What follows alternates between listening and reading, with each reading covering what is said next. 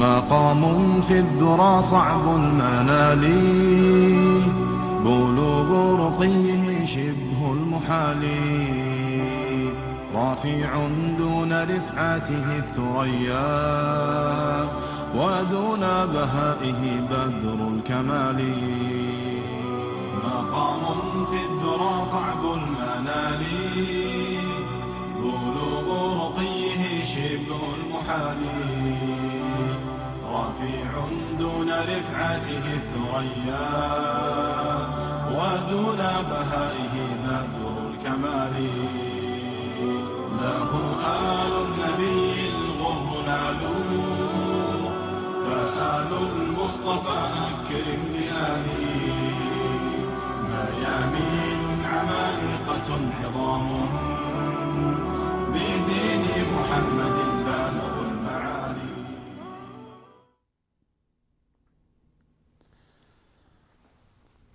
الحمد لله رب العالمين، والصلاة والسلام على رسوله محمد وعلى آله وأصحابه ومن تبعهم بإحسان إلى يوم الدين. قال الله تبارك وتعالى في القرآن العظيم: فأعوذ بالله من الشيطان الرجيم، إلا تنصروه فقد نصره الله إذ أخرجه الذين كفروا ثاني اثنين إذ هما في الغار إذ يقول لصاحبه لا تحزن إن الله معنا فأنزل الله سكينته عليه وأيده بجنود لم تروها. الآية. صدق الله العظیم. خدمت همه شما بینندگان عزیز و گرامی عرض و سلام و ادب دارم. الله سبحانه و تعالی شما را موفق داشته باشد در هر کجا که هستید. شما را به برنامه الگوهای هدایت خوش آمدید میگویم. در برنامه‌های گذشته و در جلسات گذشته پیرامون جریان وفات نبی اکرم صلی الله علیه و سلم و ارتباط به جانشینی رسول الله صلی الله علیه و سلم که صدیق اکبر باشد در سقیفه بنی ساعده، با مشورتی که صورت گرفت و با مشوره مهاجرین و انصار، سیدنا ابوبکر صدیق به عنوان خلیفه مسلمین و به عنوان امیر مسلمان ها تعیین می شود. همچنین پیرامون ارتباط به خلافت سیدنا ابوبکر صدیق که اشارات در قرآن عظیم و شن شده بود اشاره کردیم، و همچنین اشاراتی که رسول الله صلی الله علیه و سلم در احادیث نسبت به جانشینی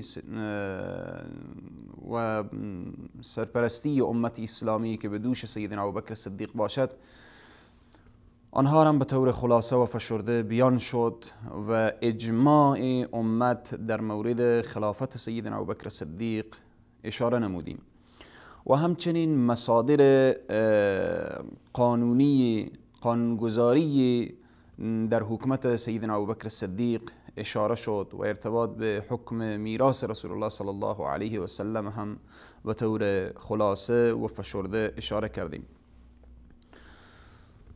و او مقاومت و شجاعت و دلیری سیدنا ابوبکر صدیق که در زمانی که رسول الله صلی الله علیه و سلم از دنیا تشریف میبرند، که هر یک از صحابه میبینیم که وقتی میخوانیم و مطالعه میکنیم که حالت اونها دیگرگون شده بود. سیدنا علی ابن ابی طالب سر به زانوی غم گذاشته بودند، زبان سیدنا عثمان ابن عفان بند می شود، و چنان حال سیدنا عمر ابن الخطاب به هم می ریزد که می گوید اگر کسی بگوید محمد فوت کرده دست و پایش را قطع می کنم.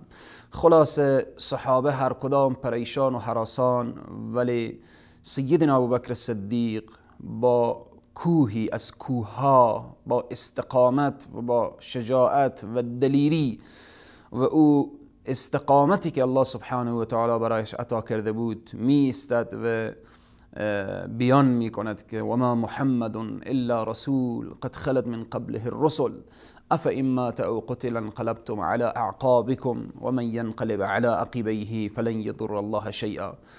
بناءً مقاومت و دلیری سیدنا ابوبکر صدیق در آن وقت که بسیار وقت حساس، وقتی که شیرازه امت اسلامی رو به پاشیدن بود، سیدنا ابوبکر صدیق از خود مقاومت و شجاعت و دلیری نشان میدهد.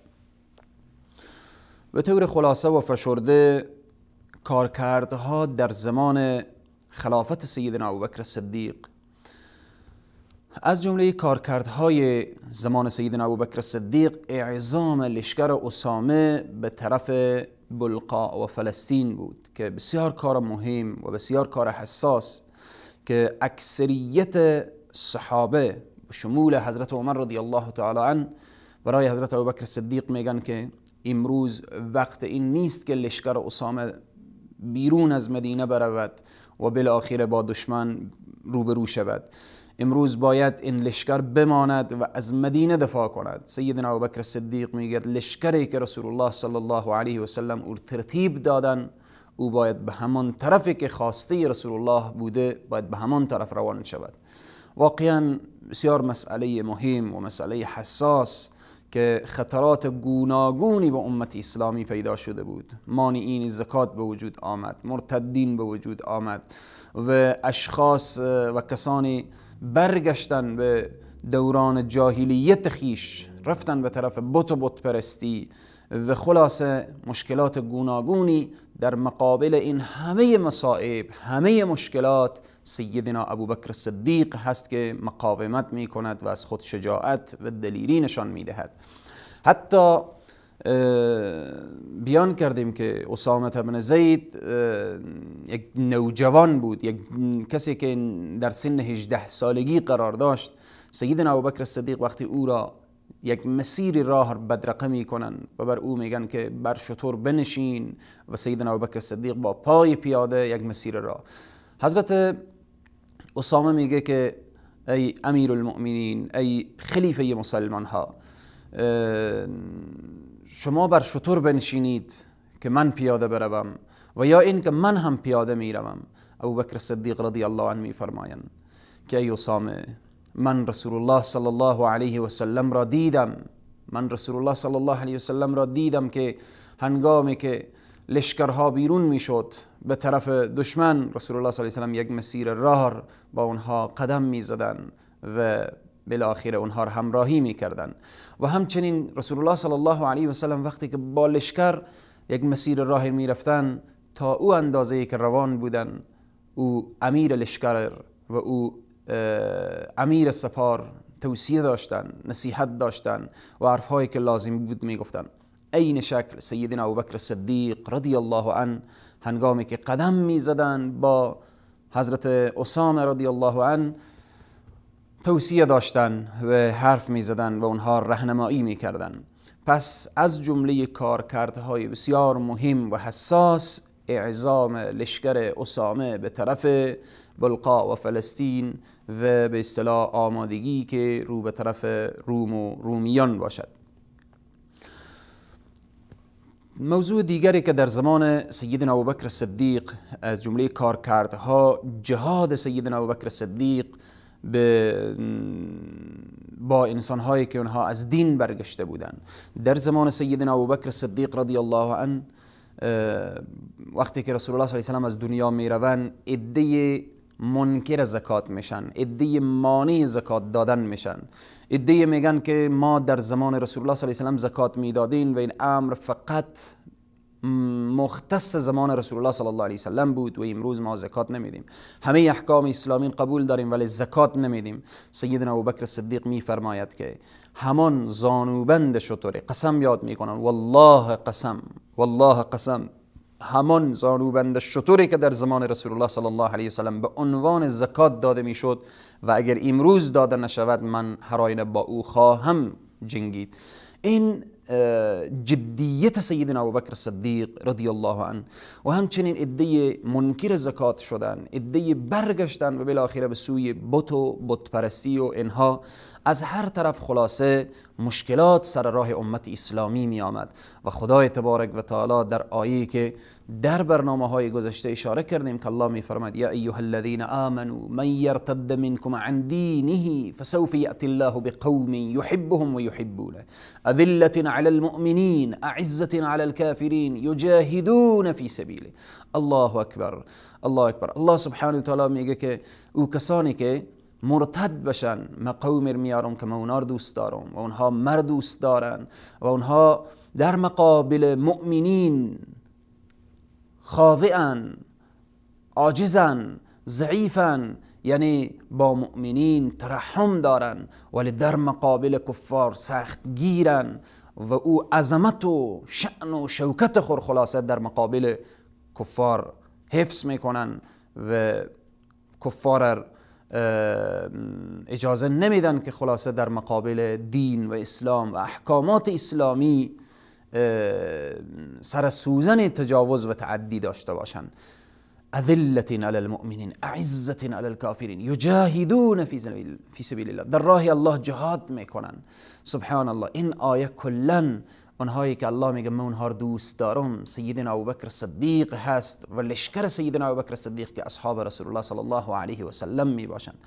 بناهن کارکردهای سیدنا ابوبکر صدیق اینه که در مقابل مرتدین، در مقابل مانعین زکات و در مقابل آن انسانهایی که میخواستن بر مدینه حمله ور بشن، بر مدینه حمله ور بشن، قبایل زیاده بعد از فوت رسول الله صلی الله علیه و سلم تصمیم گرفتن که با مدینه حمله کنن و مسلمان ها را از بین ببرن.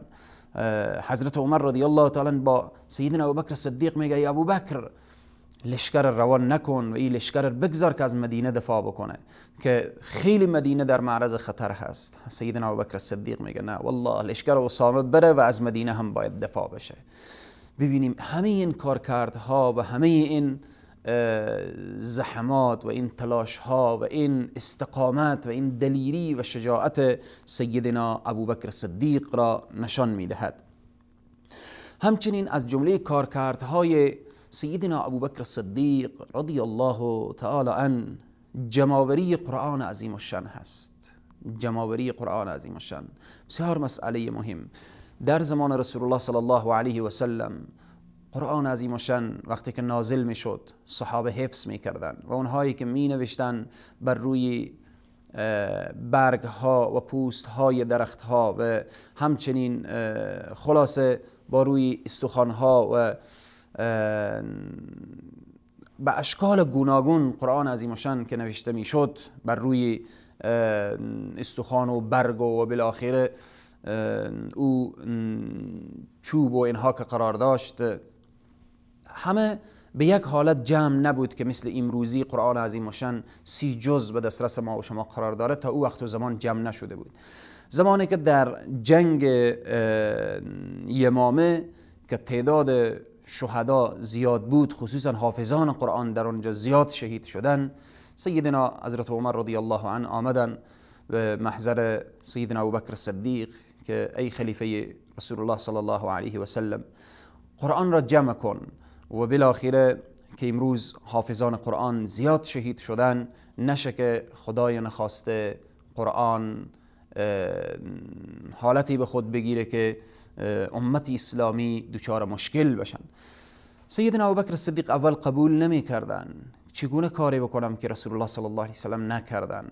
سیدنا ابوبکر صدیق میگن لحظات فکر کردم و مشوره با صحابه نمودن و بالاخره خدای تبارک و تعالی سینه مرا باز کرد در این قضیه و مرا متوجه ساخت و دانستم که در این کار خیر هست. و بعدا سیدنا ابوبکر صدیق رضی الله تعالی عنه پیشنهاد صحابه و حضرت ابوبکر صدیق و حضرت عمر و سایر صحابه قبول میکنن در این قسمت و شروع میکنن به جماوری قرآن عظیم الشان.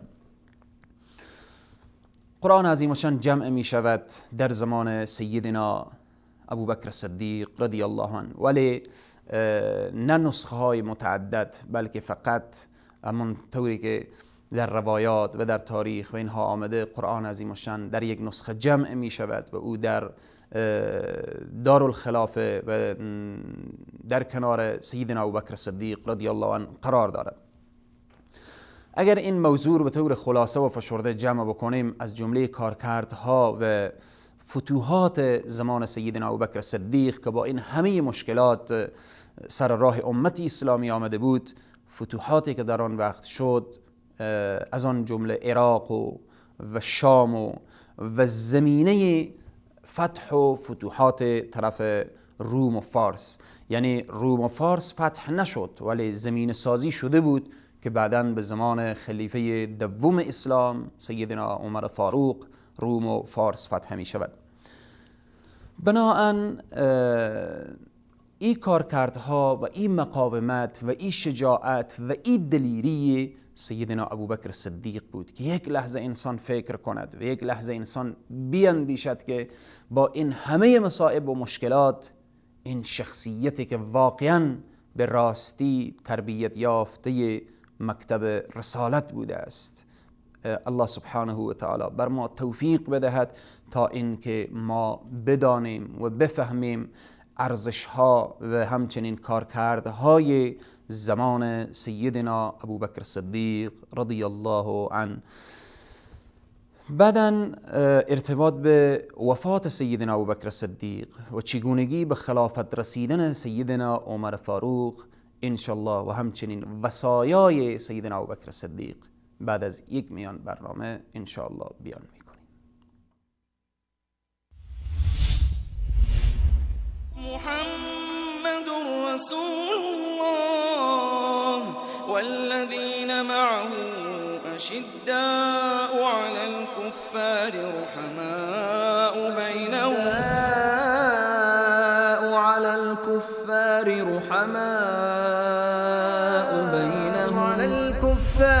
رحماء بينهم محمد رسول الله والذين معه أشداء على الكفار رحماء بينهم. محمد فرستاده الله است و کسانی که با او هستند در برابر کافران تند و سرسخت و نسبت به یکدیگر مهربان و دلسوزند. سلام مجدد خدمت همه بینندگان عزیز و گرامی. السلام علیکم و رحمت الله تعالی و برکاته.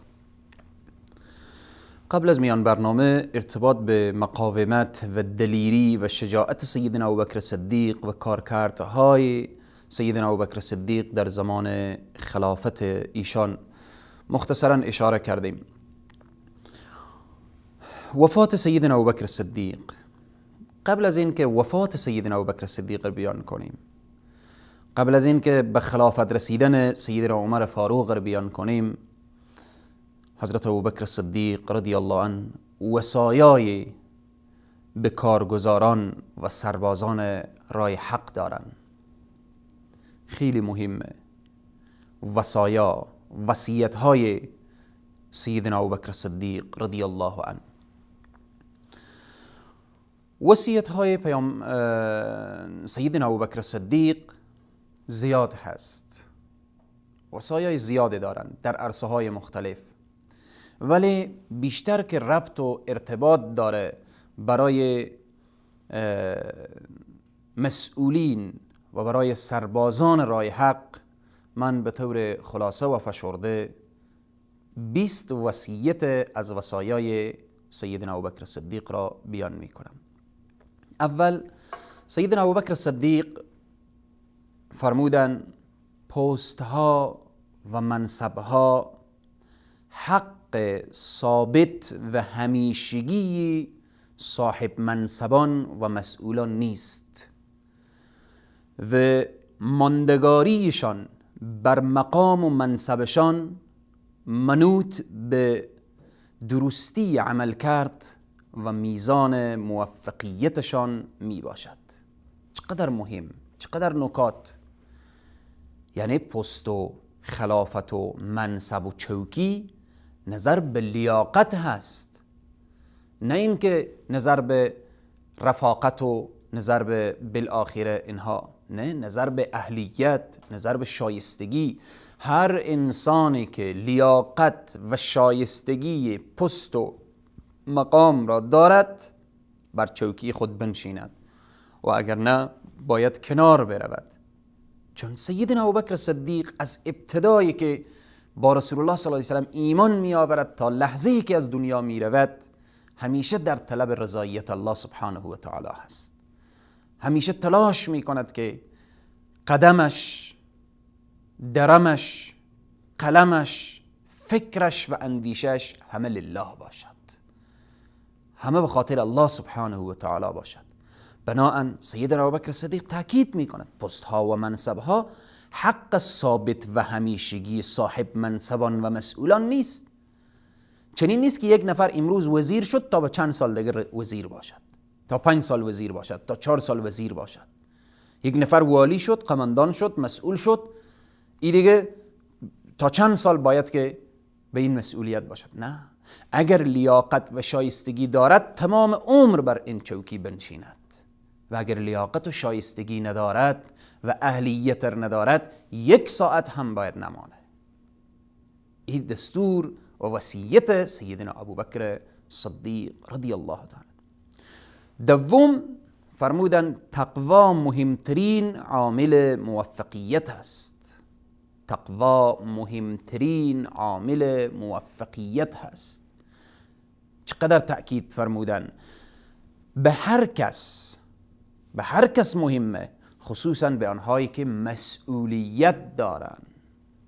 سیدنا ابوبکر صدیق می فرماید که تقوا برای همه انسانها لازم و ضروری است، خصوصا به آنهایی که مسئولن، به آنهایی که وزیرن، به آنهایی که والین، به آنهایی که قماندانن، به آنهایی که خلاصه ولسوالن، به آنهایی که ارباب منطقه‌اند، آنهایی که وظیفه و مسئولیت دارن.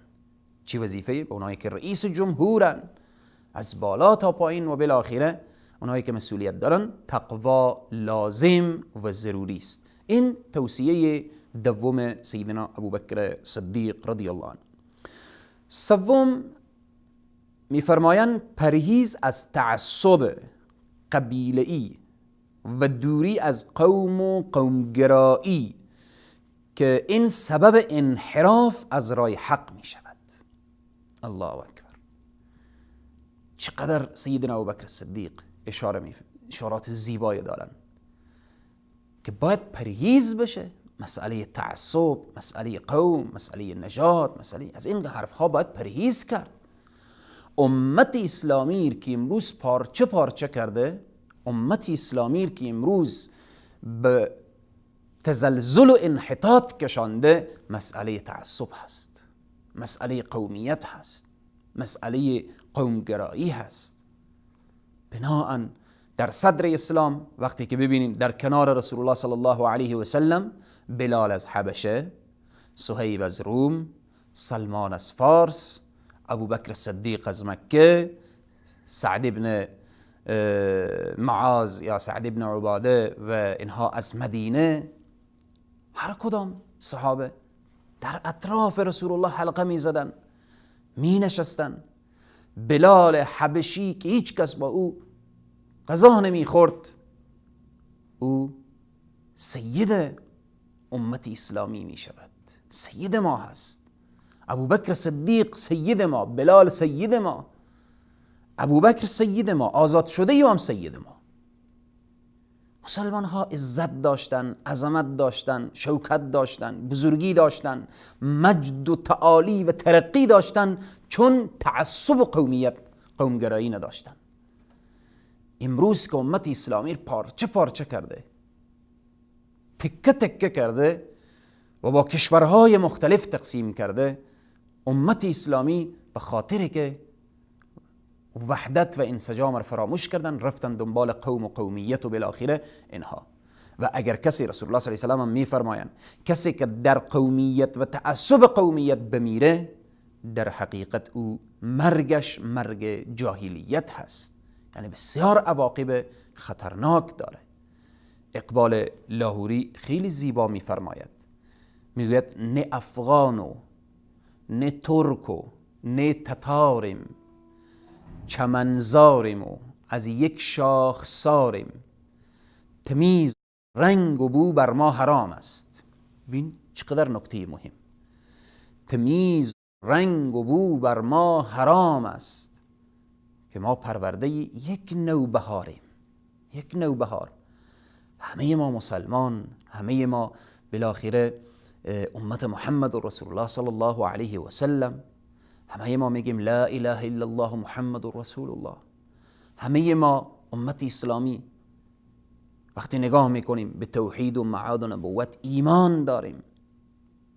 پس چی شده که ما بریم دنبال عصبیت، دنبال قومیت؟ مگر قرآن عظیم و شان نشنیدیم که میفرماید ان اکرمکم عند الله اتقاکم؟ بهترین شما به نزد الله سبحانه و تعالی پرهیزگارترین شماست. این که فلان قبیله و فلان قوم و فلان نژاد شدیم، همه اینها لتعارفوا، به خاطر اینکه همدیگر را بشناسید.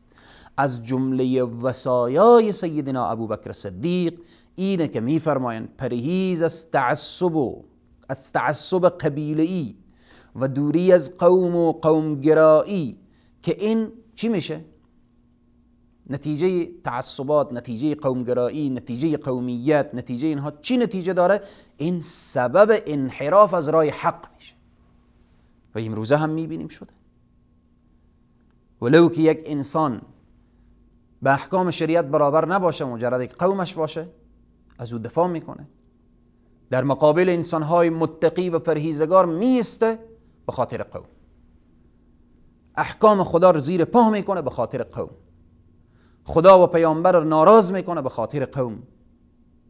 خیلی عواقب خطرناک داره. کسی که در تعصب قومیت بمیره، مرگ او مرگ جاهلیت هست. این از جمله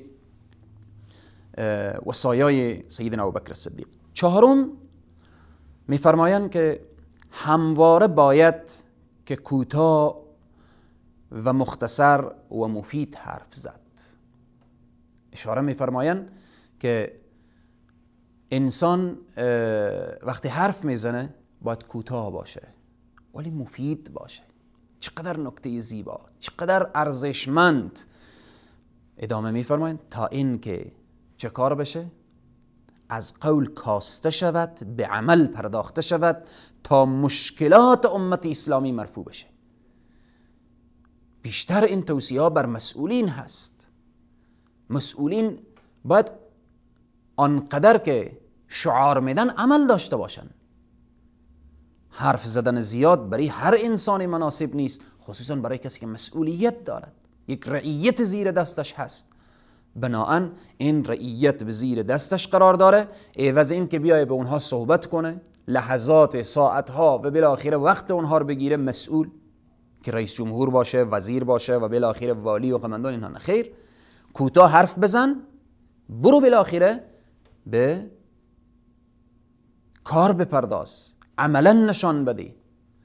میفرمایند تا این که از قول کاسته بشه. وقتی قول کاسته شد، کم شد، به عمل پرداخته بشه. وقتی عملی شد، وقتی عمل در عرصه عمل مسئولین وارد میدان شدن، اینجا مشکلات حل میشه. پس بناهن سیدنا ابوبکر صدیق به این وصایا که وصایای زیاد هست که انشاءالله این وصایا باید یکایک را ما متوجه بشیم و هم به خود جامعه عمل بپوشانیم و هم برای مسئولین بفهمانیم. به طور خلاصه 4 وصیت نار بیان کردیم. مسئله پست ها و منصب ها حق ثابت و همیشگی صاحب منصبان نیست. نظر به لیاقت و شایستگی باید دیده شود.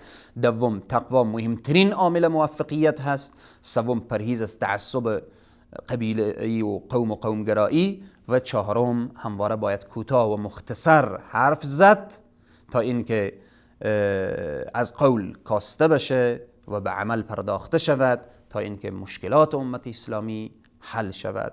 انشاءالله ادامه وصایای سیدنا ابوبکر صدیق را در برنامه بعدی بیان میکنیم. تا برنامه بعدی شما را به خداوند کریم و رحیم می سپارم. و السلام علیکم و رحمت الله و برکاته. مقام في الذرى صعب المنال، بلوغ رقيه شبه المحال، رافع دون رفعته الثريا، ودون بهائه بدر الكمال. مقام في الذرى صعب المنال، بلوغ رقيه شبه المحال، رفيع دون رفعته الثريا، ودون بهائه بدر الكمال. له